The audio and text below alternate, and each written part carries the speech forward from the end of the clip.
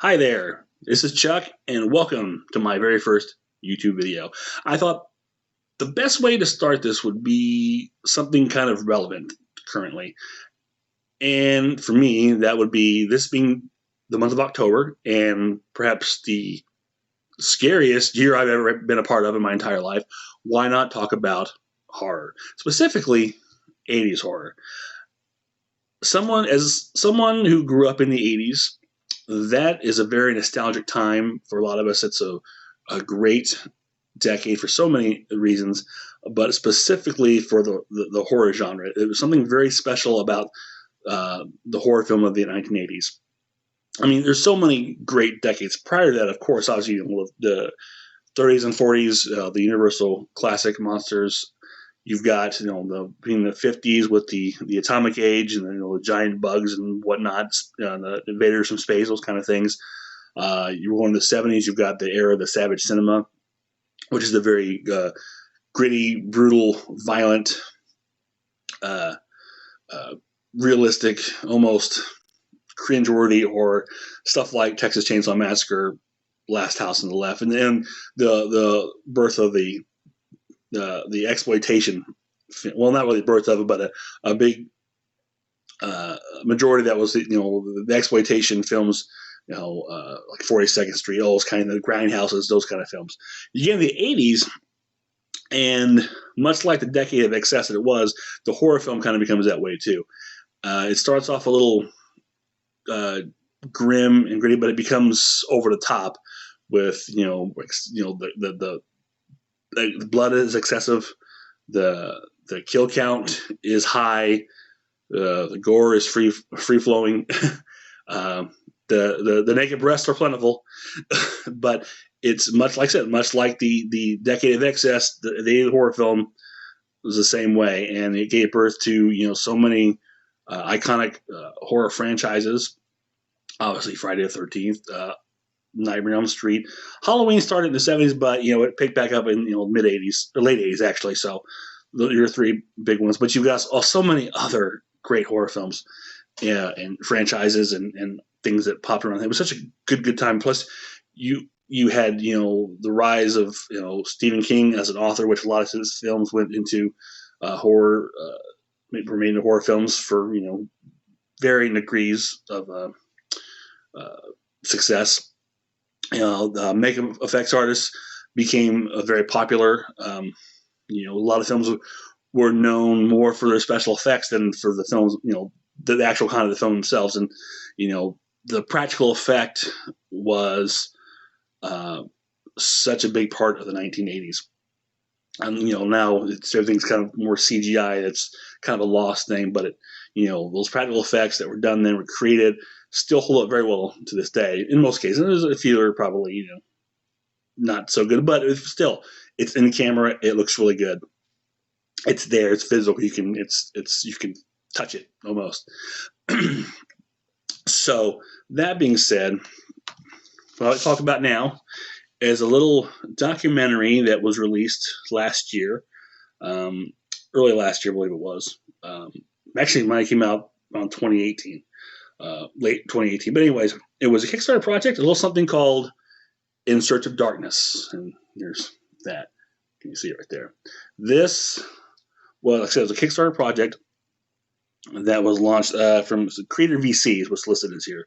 But you went to 80shorror.com and you could pledge or make a donation, whatever call it. They had different tier levels for different kinds of copies you get, whether it be a Blu-ray, a digital and Blu-ray, or DVD, a Blu-ray with a poster, all this, the usual things. The more you pay, the better you got. Myself, I'm poor. So I got the basic bare bones set, just the simple DVD. But it's a great DVD. Good quality. The pictures, it's quality is great. Everything's wonderful. It's fun. And this is also part of some of a trilogy of documentaries. I'm not sure which one came first, but the first one I got was In Search of the Last Action Hero, which basically chronicled the 80s action film genre and its rise and won't say fall, but diminishing end towards the end of the 80s into some of the 90s. The rise of actors like Arnold Schwarzenegger, Sylvester Stallone, Bruce Willis, all these different films, and it's a pretty good documentary. Then I received this, of course, In Search of Darkness, the chronicling the 80s horror film, and what's currently in their Kickstarter now, at their pre-production, I guess you'd call it, is In Search of Tomorrow, and that is going to focus on the sci-fi and fantasy films of the 1980s. So you've got when all said and done, you have a nice little trilogy of what made the 80s films so popular. I mean, there's so many great films in all three of those kind of genres in the 1980s. So it's really good. It'll be a really good set to have. Now, what sets In Search of Darkness apart from other documentaries of its ilk, if you will, yes, there's a lot of talking heads. There's a lot of famous, well-known actors, directors. There's some YouTube celebrities on here, if you will. And the Angry Video Game Nerd is on here. You have I can't remember the names, but from Dead Meat, I think it's called, and for Good Bad Flicks, those two individuals are on here, along with people like Heather Langenkamp. God, I'm drawing a blank right now. So many other. Barbara Crampton is on here. Oh my goodness, I can't. I'm just. Doug Bradley, of course, Pinhead. So many, basically, 80s horror icons. Again, Sean Cunningham from Friday the 13th. Yeah, but just to name a few, and there's so many on here. Actors, writers, special effects artists, all those. But whereas your typical documentary is kind of just one straight narrative, this kind of breaks up the time, or breaks up the documentary into year by year, which is really cool, especially when this is a 4-hour documentary, and you're like, oh my God, I'm not going to listen to someone talk for 4 hours, and that's understandable. But again, this is a very entertaining 4 hours, and it goes by really fast. I mean, you're so engaged in what the people are saying, and the nostalgia you're going through. The 4 hours will just fly by. You won't even notice it. What's great about it is it's broken up, like I said, year by year, and in between each year is a little interstitial segment about a different aspect of 80s horror films. Like, it starts off with why we love the horror film. There's a spot about the music and how important it was, the practical effects. There's one on the resurgence of the 3D in the 1980s. One about the Final Girl controversy. One about nudity, which is always a fun topic, and other things like that set in between each year. And again, the segments broke down year by year. So starting with 1980. It's going to break down some of the more popular and well-known films of that year, and you have people discuss it, talk about it, with some clever anecdotes or little, funny stories, or just their own remembrances about it, or just kind of break it down a little bit. It was very fascinating, and there's some that the obvious films are talked about over these years, and there's some that you don't know about, kind of more obscure, which is kind of cool. It's a great education if you like a crash course on the 80s horror film. It's really, really good. And like I said, it's a quick 4 hours. Now, as far as this, there's the back. It's kind of simple. Not too much in the way of special features. Just a few discussion with the creators of In Search of Darkness. You got Tom Woodruff's special effects tour at the Hollywood Museum, and Gordon Humphreys, the art of In Search of Darkness, basically the cover person did the artwork for this. Now, as I said, this is a pretty much bare bones DVD that I bought, as you see here. There. But this is kind of a little postcard that came with it, which is really cool artwork. You can see that. And that's really all I have in this. Again, there were more, higher tier you could have got to get fancier sets. Funny story about this, though. when I ordered mine, there was a delay in the shipping. And I guess there was a lot of problems with people getting these when they first came out. For the distributor, it was overseas distributor. I want to say probably, I can't remember if it was China or Japan. I think it was China who were pressing this, but they were having delays. Some people who ordered posters got them damaged and not folded improperly. But there are a lot of complaints about it. So the company went through and repressed, got a company from the United States to start shipping and processing the orders, and they shipped out a whole bunch of new ones and replacements. And I reported that mine was still held up and waiting. And after so long, mine finally, after what seemed like forever, being lost in the mail, finally showed up, and I was very happy to get it.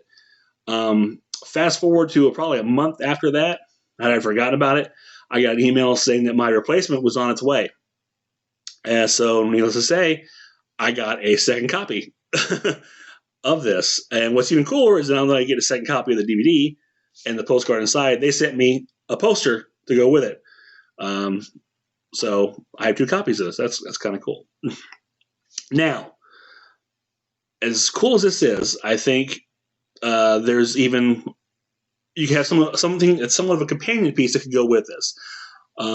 Myself, I'm a person who loves movie trailers. I have a large collection of movie trailers, and one of my favorites, probably my favorite other collection I do have, which is a perfect companion piece in Darkness, or in Search of Darkness, excuse me, is 80s Trailer Trauma, or Trailer Trauma 3 80s Horrorthon. Excuse me. From Garage House Pictures. This is a monster of a trailer compilation. A monster. The Trailer Trauma series is a fantastic trailer series, by the way. It's probably one of the best out there, along with the Drive-In Delirium, which is another really good one. But this is nothing but 80s horror films. Let me try if I can get that up there. It's a really great cover, minus the glare. I apologize for that. But this is similar to In Search of Darkness. This is breaking down year by year. But the kicker about this, and I said it's a monster, is that most trailer compilations go about an hour and a half, 2 hours tops. This is 7.5 hours long. 7.5 hours. But it's a very fun 7.5 hours. And it's much like, the In Search of Darkness, it will fly by because there are so many trailers on here.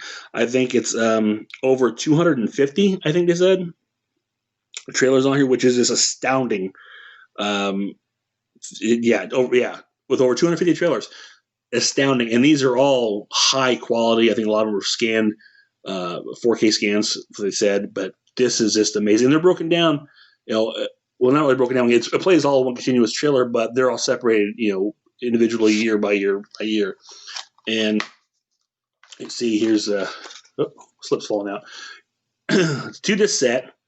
Disc 1 covers year 1980 to 81. That's only disc 1. And disc 2 covers 1982 to 1989. And inside sleeve here will show you it has every film listed, broken down by year. I don't know if you can really see that or not. Probably not. But, and there's a huge selection on here. And a lot of, obviously the well-known films are on here, but there's also a lot of obscure stuff. And the stuff is on here too. But you'll have horror comedy on here, which is fun. You have stuff like Saturday the 14th is on here. I believe National Lampoon's high school reunion, or National Lampoon's class reunion, excuse me, and Student Bodies, stuff you wouldn't think of. Vamp, the Grace Jones vampire flick. But you've got classics like Fright Night. I said the stuff on here. I think Alligator is on here. All your Friday the 13th, your Nightmare on Elm Street ones. Just about almost anything you can find 80s horror film, it's on here, and it's fantastic. It's a great thing, you know, play at parties. If you just run in the background. I do this a lot when I have movie nights. Sometimes I'll throw in disc of trailers. They're always good for a laugh. And a good nostalgia. It's like, oh yeah, I remember that film. I forgot about that film. So that's kind of cool. But yeah, 7.5 hours. And on top of that, there's also commentary on these. Each year is broken down, has commentary from different individuals. Some, I think, directors, writers, fans, whoever. So you talk about each trailer, and it's very fascinating. Some of them talk about their memories and little tidbits about each trailer. And there's a lot of Red Band trailers on here too, which is really cool. Definitely a lot of fun. And the thing about this though is that this came out in 2016, and unfortunately, this was limited to 1,500 copies. So it's a limited edition, and you may not be able to purchase this, at least not easily. I think I got mine on Amazon a couple years ago. Whether you can still find it or not, I'm not sure. But if you can track one down and you're a horror lover or a trailer fanatic, this is a must-have. This entire series is a must-have. Trailer Trauma from Garage House Pictures. They think they just released their 5th one last year. Definitely worth checking out. I highly recommend it. So yeah, again, In Search of Darkness and Trailer Trauma 380's Horrorthon, a great companion piece to each other. Assuming you got about 10 hours to kill. A lot of fun. Highly recommend it. So that is it for me. Until next time, that's it. So hope to see you then. This is Chuck signing out. Bye.